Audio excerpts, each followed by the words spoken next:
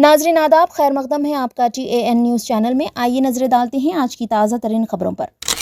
हिंदुस्तानी cricketer Mohammad Siraj का जुमे को हैदराबाद पहुंचने पर पुरपाक इस्तकबाल किया गया। स्टार फास्ट बॉलर गुज़श्ता T20 वर्ल्ड कप 2024 में हिंदुस्तानी क्रिकेट टीम की फतह के बाद पहली बार हैदराबाद पहुंचे और शायकीन ने उन्हें हीरो का खिताब दिया।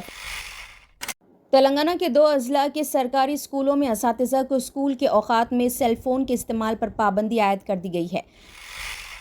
मेडिकल कोर्सेज में दाखिले के लिए मुनक़दा नीट UG की काउंसलिंग मुलतवी कर दी गई। सरकारी ज़राए ने हफ्ते को बताया कि नीट UG काउंसलिंग को अगले नोटिस तक मुलतवी कर दिया गया है।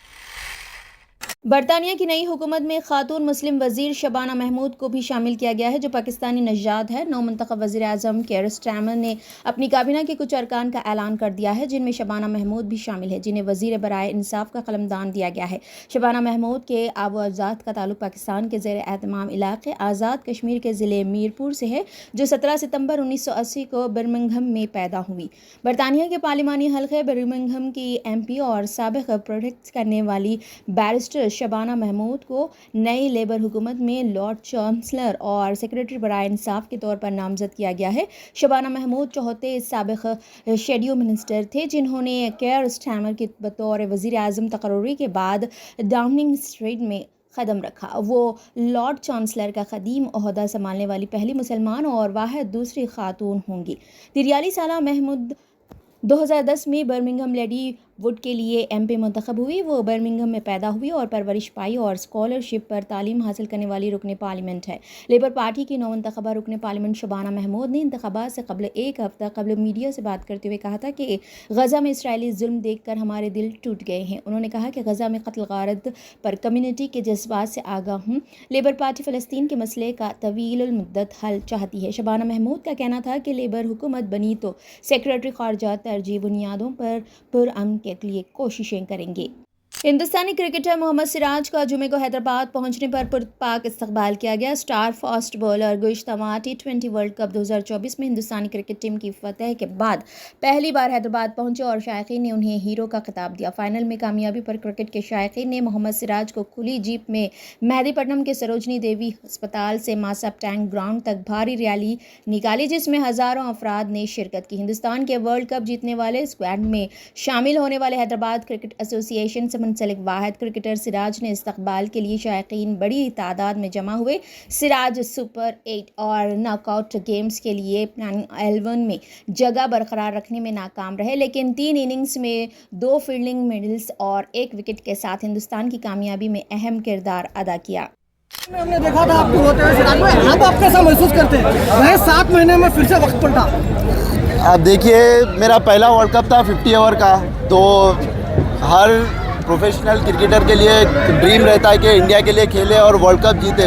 और वो मतलब हम लोग के लिए वो पूरा टूर्नामेंट ऐसा था कि हम लोग पूरा वन साइड जीते हैं, बट ऐसा एक दिन था कि वो बैड लक भी कह सकते हैं या बैड ड्रीम भी कह सकते हैं। तो वो अचानक क्या हुआ किसी को पता नहीं चला, बट मैं वो सिचुएशन से निकलने मुझे बहुत ही टाइम लगा, क्योंकि मेरे लिए बहुत ही डिफ़िकल्ट सिचुएशन थी।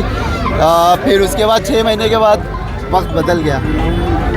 जब वर्ल्ड कप हारने के बाद भी आप रोए, फिर वर्ल्ड कप जीतने के बाद जो रोए वो खुशी के आंसू थे क्या?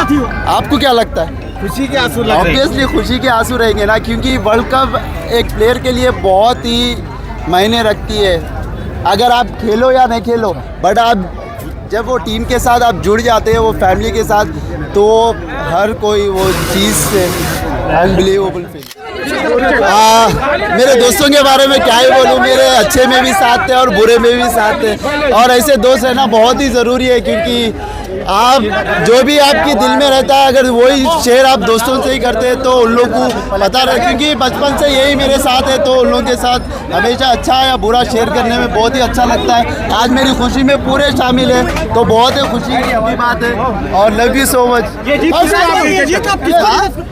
जितने पूरे इंडिया के बच्चे, यंगस्टर, सब कोई डिजर्व करते हैं वर्ल्ड कप।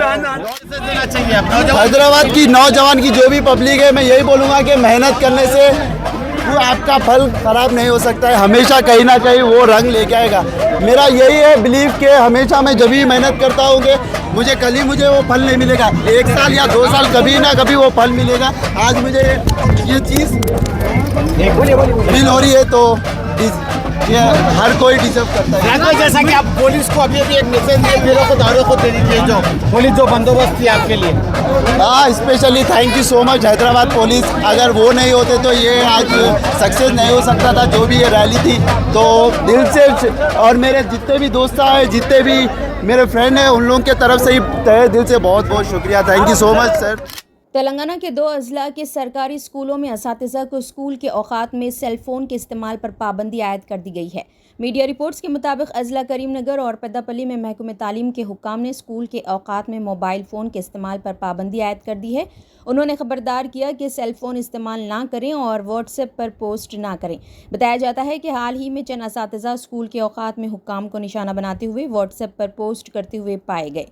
करीमनगर और पेद्दापल्ली अजला में ऐसे वाक़यात पेश आए जिसकी वजह से मुताल्लिक़ा अजला के अहदेदारों ने ये अहकाम जारी किए। अहदेदारों ने ये तजवीज़ दी है कि असातिज़ा अपने मोबाइल फ़ोन्स को हेड मास्टर, प्रिंसिपल और स्पेशल ऑफिसर्स की तहवील में स्टाफ रूम में रखें और असातिज़ा ज़रूरत पड़ने पर टीचिंग के दौरान प्रिंसिपल और हेड मास्टर की इजाज़त से ही मोबाइल फ़ोन इस्तेमाल करें।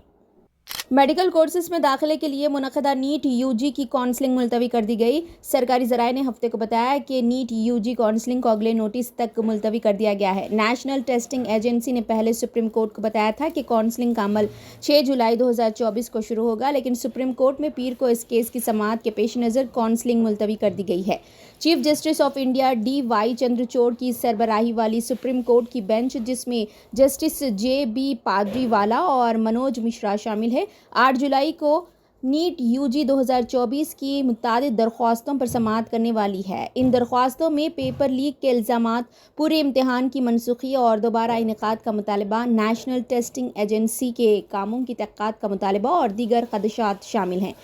NTA जो MBBS, BDS, आयुष और दीगर मुताल्लिक़ा कोर्सेज में दाखिलों के लिए इम्तिहान का इनेकाद करती है। उन्होंने काउंसलिंग का शेड्यूल जारी कर दिया था, लेकिन सुप्रीम कोर्ट में मुकदमा ज़ेर दौरान होने की वजह से मुलतवी कर दिया गया।